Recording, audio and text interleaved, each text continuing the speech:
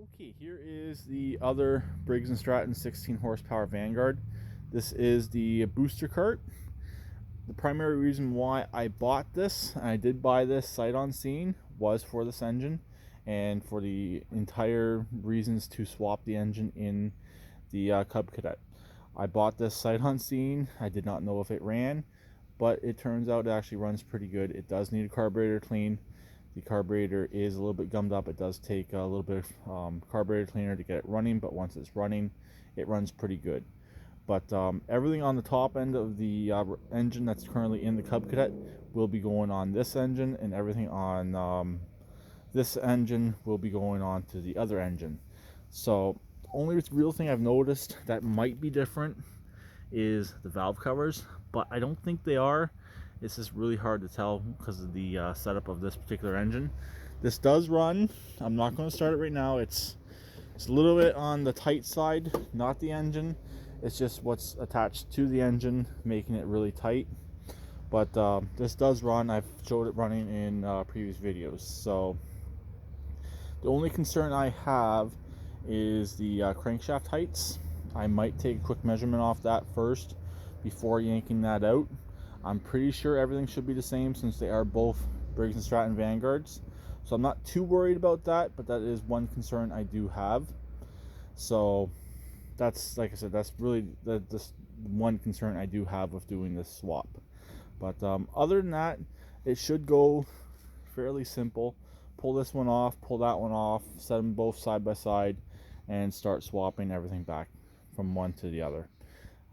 Like I said, everything that's currently on this engine will go on the other engine. Everything that's currently on the other engine will go on to this engine. I'll give this carburetor a quick clean. I'll probably give the other carburetor a quick clean as well, just to make sure everything's going back together nice and clean. I'm hoping all the intake gaskets, PCV gaskets, all that stuff will be okay on both engines. I do have black RTV, and if I need to order more, I will order more. I don't really want to get into getting a gasket kit for either of these engines. It's just a quick flip and get that machine sold, and I've had it for over a year now, so it's been pretty reliable other than the engine issue now and the engine issue almost a year ago.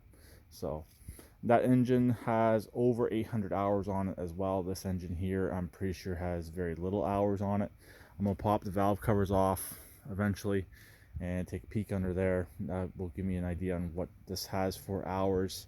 If it's burned around the intake, or sorry, around the exhaust valve, it has high hours. If it's not, which I don't think it's going to be, it probably has relatively low hours.